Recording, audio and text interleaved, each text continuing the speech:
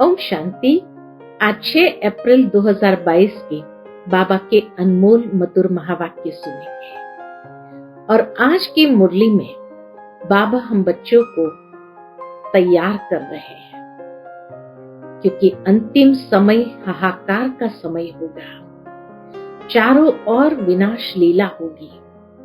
ऐसे समय में बाबा कहे तुम बच्चों को बहुत निर्भय और निडर होना चाहिए। साथ ही साथ ऐसे समय पर ही बाबा कहे तुम्हारा प्रभाव निकलेगा, लेकिन तुम्हारा प्रभाव तब निकलेगा जब अंदर में धैर्यता का गुण हो। चारों ओर विनाश के दृश्य देखते हुए घबराएंगे नहीं, लेकिन दूसरों को भी आथत देंगे, तभी तुम्हारा प्रभाव निकलेगा। और तभी आत्माएं भी ये कहेगी कि अहो प्रभु तेरी लीला अपरंपार है। तो बाबा कहे तुम बच्चों को बहुत बहुत विशाल बुद्धि बनना है। सुनते हैं बाबा के मधुर महावाक्य। ओम शांति। मीठे बच्चे, ज्ञान की गुह्य बातों को सिद्ध करने के लिए विशाल बुद्धि बन बहुत युक्ति से समझाना है। कहा जाता है सांप भी मरे लाठी भी न टूटे। आज की मुरली से प्रश्न है, हाहाकार के समय पास होने के लिए कौन सा मुख्य गुण जरूर चाहिए? उत्तर है धैर्यता का। लड़ाई के समय ही तुम्हारी प्रत्यक्षता होगी। जो मजबूत होंगे वही पास हो सकेंगे। घबराने वाले नापास हो जाते हैं। अंत में तुम बच्चों का प्रभाव निकलेगा। तब कहेंगे अहो प्रभु तेरी लीला अपरंपार है। सब जानेंगे गुप्त वेश में प्रभु आया है। ये सबको पता चलेगा। आज की मुरली से दूसरा प्रश्न है, सबसे बड़ा सौभाग्य कौन सा है? उत्तर है स्वर्ग में आना भी सबसे बड़ा सौभाग्य है। स्वर्ग के सुख तुम बच्चे ही देखते हो। वहां आदि मध्य अंत दुख नहीं होता।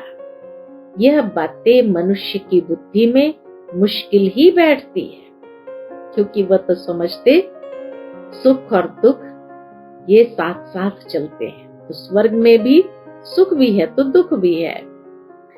आज की मुरली से पहले गीत बजा है नई उम्र की कलियां।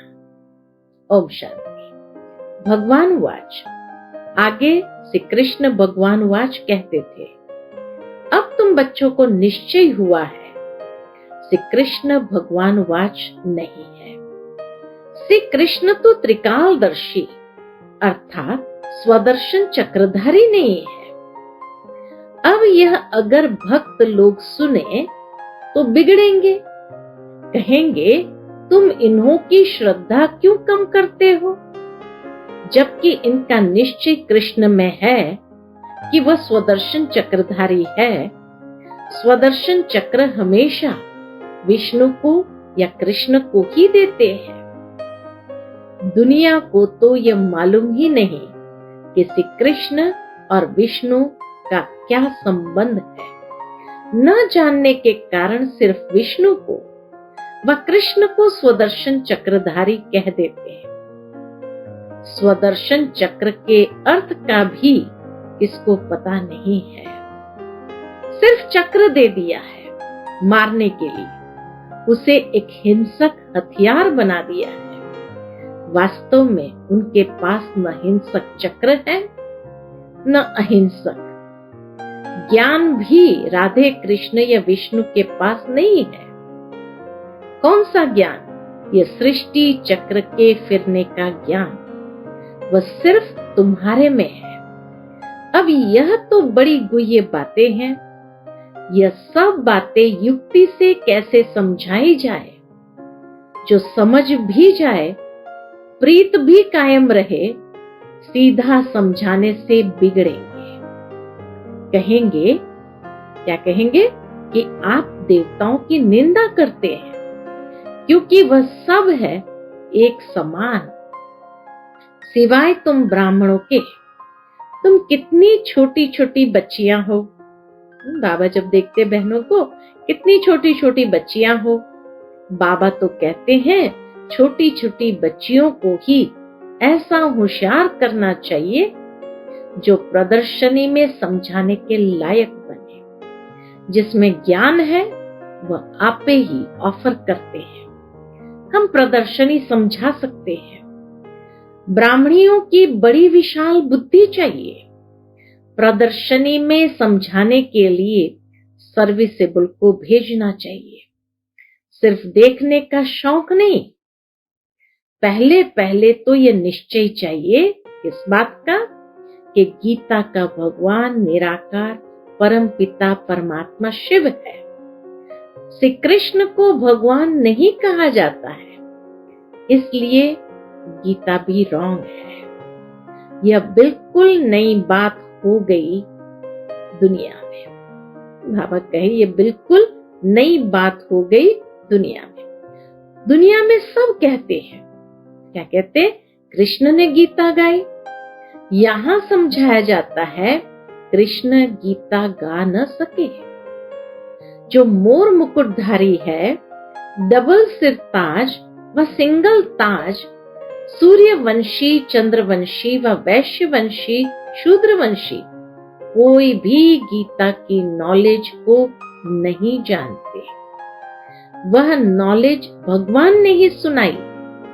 भारत को स्वर्ग बनाया था, वही नॉलेज सुनाकर भगवान ने भारत को स्वर्ग बनाया था। तो दुनिया में सच्चा गीता का ज्ञान आए कहां से? जब तक परमात्मा आकर न सुनाए तो कहां से आए? यह सब भक्ति की लाइन में आ जाते हैं। वेद शास्त्र आदि पढ़ते पढ़ते नतीजा क्या हुआ? गिरते ही आए हैं। कलाएं कमती होती ही गई है। भल कितने भी घोर तपस्या करे, सिर काट कर रखे, कुछ भी फायदा हो न सके। हर एक मनुष्य मात्र को तमो प्रधान जरूर बनना है, क्योंकि एक तो ईश्वर को जानते नहीं है, तो सच्चे रूप से बलि चढ़ते नहीं है।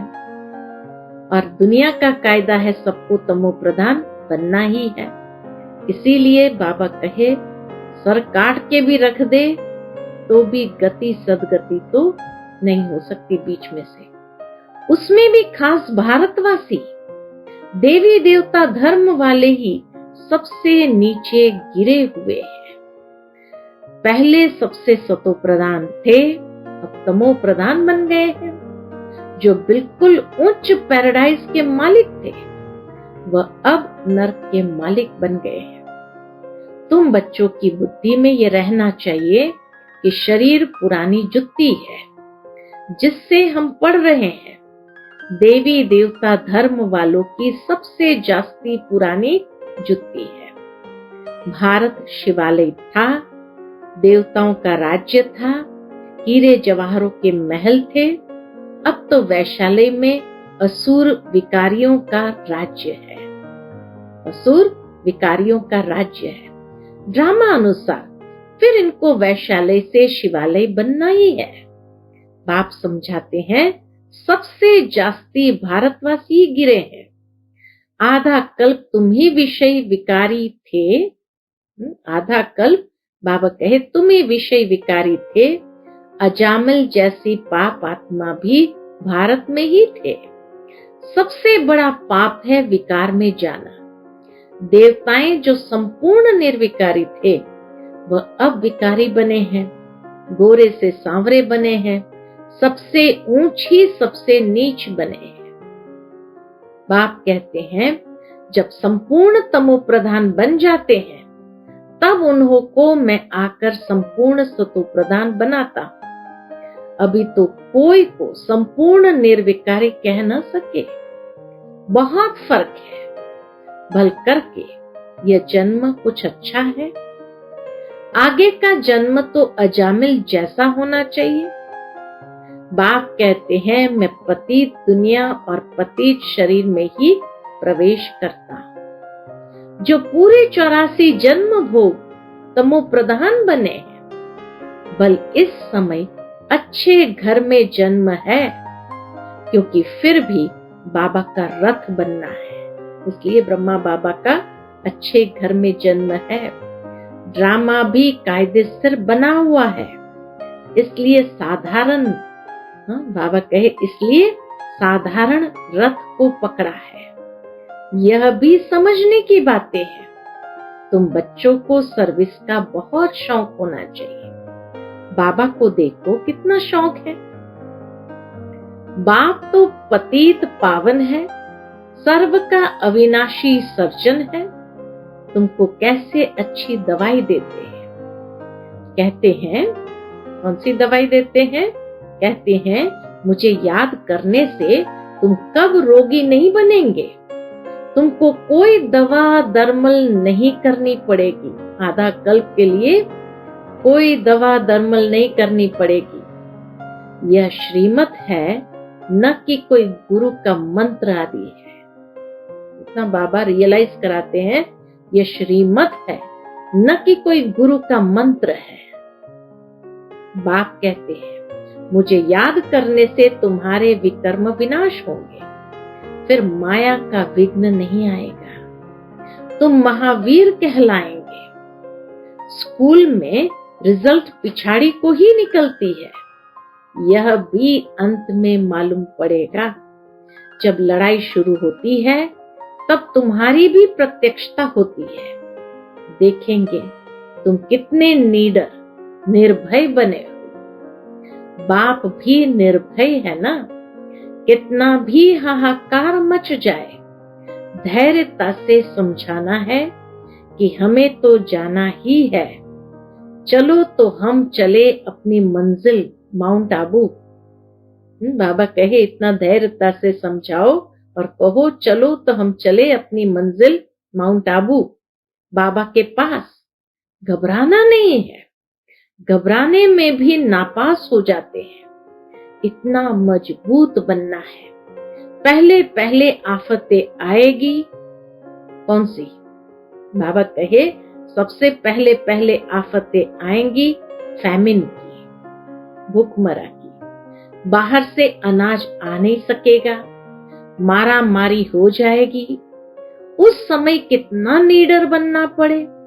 लड़ाई में कितने पहलवान होते हैं। कहते हैं मरना और मारना है। जान का भी डर नहीं है। भल उनको यह भी ज्ञान नहीं है कि शरीर छोड़ दूसरा लेंगे। उनको तो सर्विस करनी है। वो लोग सिखाते हैं बोलो गुरु नानक की जय, हनुमान की जय। तुम्हारी शिक्षा है, बाबा की शिक्षा है, शिव बाबा को याद करो। जय जय बोलने की बात नहीं है, शिव बाबा को याद करो। वह नौकरी तो करनी ही है अथवा देश सेवा तो करनी ही है।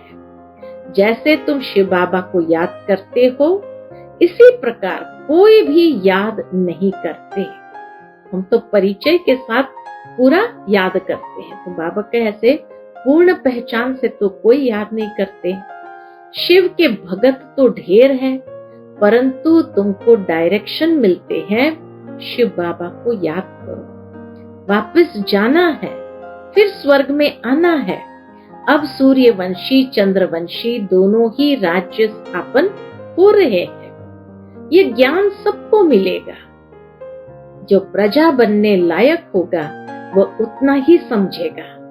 अंत में तुम्हारा बहुत प्रभाव निकलेगा। तब तो कहेंगे अहो प्रभु तेरी लीला अपरंपार। जानेंगे कि प्रभु गुप्त वेश में आया है। कोई कहे परमात्मा का वह आत्मा का साक्षात्कार हो, परंतु साक्षात्कार से कोई फायदा नहीं है। समझो सिर्फ लाइट चिंगारी देखी, परंतु समझेंगे कुछ भी नहीं कि ये कौन है, किसकी आत्मा है। वह परमात्मा है। देवताओं के साक्षात्कार में फिर भी कुछ भपका होता है, खुशी होती है। यहाँ तो यह भी नहीं जानते कि परमात्मा का रूप क्या है। जितनी पिछाड़ी होती जाएंगी तो बाबा बुद्धि का ताला खोलता जाएगा। स्वर्ग में आना यह भी सौभाग्य है। स्वर्ग के सुख और कोई देख न सके। स्वर्ग में यथा राजा तथा प्रजा रहते हैं। अब न्यू दिल्ली नाम रखा है, परंतु न्यू भारत कब था? यह तो पुराना भारत है। नए भारत में सिर्फ देवता धर्म था, बिल्कुल थोड़े थे। अब तो बहुत है। कितना रात दिन का फर्क है। अखबार में भी समझा सकते हैं। बाबा कहे अखबार में भी समझा सकते हैं। तुम न्यू दिल्ली न्यू भारत कहते हो, परंतु नव भारत न्यू दिल्ली तो नई दुनिया में होगी। वह तो पैराडाइज होगा। सो तुम कैसे बना सकते हो? यहाँ तो अनेक धर्म है, वहां एक ही धर्म है। ये सारी समझने की बातें हैं। हम सब मूल वतन से आए हैं। हम सब आत्माएं ज्योतिर्बिंदु स्टार मिसल है। जैसे स्टार आकाश में खड़े हैं, कोई गिरते भी नहीं है, ऐसे हम आत्माएं ब्रह्मांड में रहती है। बच्चों को अब मालूम पड़ा है। क्या मालूम पड़ा है? कि निर्वाण धाम में आत्मा बोल न सके। निर्वाण धाम में आत्मा बोल न सके। क्यों? क्योंकि शरीर नहीं है। तुम कह सकते हो हम आत्माएं परम धाम की रहने वाली है। ये नई बात है। शास्त्रों में लिख दिया है कि आत्मा बुदबुदा है, सागर में समा जाती है। तुम अब जानते हो पतित पावन बाप सबको लेने के लिए आए हैं। 5000 वर्ष के बाद ही भारत स्वर्ग बनता है। यह ज्ञान किसी की बुद्धि में नहीं है, बाप ही आकर समझाते हैं। हम ही राज्य लेते हैं, हम ही राज्य गंवाते हैं। इनकी नो एंड। ड्रामा से कोई छूट नहीं सकता। कितनी सहज बातें हैं। इस ड्रामा के बीच से कोई भी छूट के जा नहीं सकता है। बाबा कहे कितनी सहज बातें हैं, परंतु किसी की बुद्धि में ठहरती नहीं है। अभी आत्मा को अपने 84 जन्मों के चक्र का मालूम पड़ा है, जिससे चक्रवर्ती महाराजा महारानी बनते हैं। यह सब खत्म होने वाला है। विनाश सामने खड़ा है। फिर क्यों लोभ जास्ती करे धन इकट्ठा करने का? बाबा कहे विनाश सामने खड़ा है, फिर क्यों लोभ जास्ती करे धन इकट्ठा करने का? सर्विसेबल बच्चा है तो उनकी यज्ञ से पालना होती है। सर्विस नहीं करते तो ऊंच पद भी नहीं मिलेगा। बाबा से पूछ सकते हो, हम इतनी सर्विस करते हैं जो ऊंच पद पाए? बाबा से पूछो कि क्या हम इतनी सर्विस करते हैं जो ऊंच पद पाए? बाबा कह देते हैं, आसार ऐसे दिखाई देते हैं जो तुम प्रजा में चले जाएंगे। यहां ही मालूम पड़ जाता है। छोटे छोटे बच्चों को भी सिखलाकर इतना होशियार बनाना चाहिए जो प्रदर्शनी में सर्विस करके शो करे। अच्छा, मीठे मीठे सिकिल दे बच्चों प्रति माता पिता बाप दादा का याद प्यार और गुड मॉर्निंग। रूहानी बाप की रूहानी बच्चों को नमस्ते। हम सब रूहानी बच्चों की रूहानी माता पिता बाप दादा को याद प्यार, गुड मॉर्निंग और नमस्ते नमस्ते। शुक्रिया बाबा, शुक्रिया। आज की मुरली से धारणा के लिए मुख्य सार है। पहली पॉइंट, बाप समान निर्भय नीडर बनना है। धैर्यता से काम लेना है, घबराना नहीं है। आज की मुरली में बाबा ने बच्चों में कितनी हिम्मत भरी, शक्ति भरी कि बाबा के समान निर्भय नीडर बनना है और धैर्यता से काम लेना है, घबराना नहीं है, तभी पास होंगे। दूसरी पॉइंट, विनाश सामने है, इसलिए बाबा कहे विनाश सामने है, इसलिए जास्ती धन इकट्ठा करने का लोभ नहीं करना है। ऊंच पद के लिए ईश्वरीय सेवा कर कमाई जमा करनी है। आज का बाप दादा का मधुर वरदान हम बच्चों के प्रति है, सर्व खजाने जमा कर रूहानी फकूर यानी नशे में रहने वाले बेफिक्र बादशाह भव। सर्व खजाने जमा कर रूहानी फकूर यानी नशे में रहने वाले बेफिक्र बादशाह भव। बाप दादा द्वारा सब बच्चों को अखुट खजाने मिले हैं। जिसने अपने पास जितने खजाने जमा किए हैं, उतना उनकी चलन और चेहरे में वह रूहानी नशा दिखाई देता है।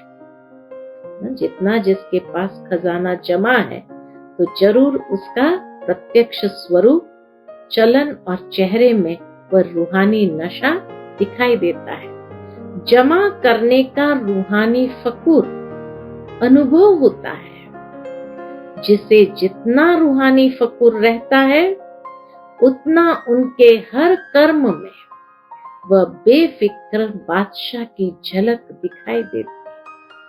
जितना जिसके अंदर रूहानी फकूर रहता है, उनके हर कर्म में वह बेफिक्र बादशाह की झलक दिखाई देती है, अर्थात वो रॉयल्टी दिखाई देती है। क्योंकि जहां फकूर है, वहां फिक्र नहीं रह सकता। जहां फकूर है, वहां फिक्र रह नहीं सकता। जो ऐसे बेफिक्र बादशाह है, वह सदा प्रसन्न चित्त है।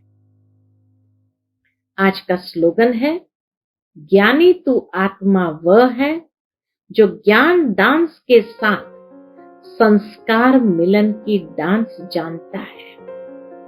कितनी सुंदर बात बाबा ने कही। ज्ञानी तू आत्मा वह है जो ज्ञान डांस के साथ संस्कार मिलन की डांस जानता है। अच्छा, ओम शांति।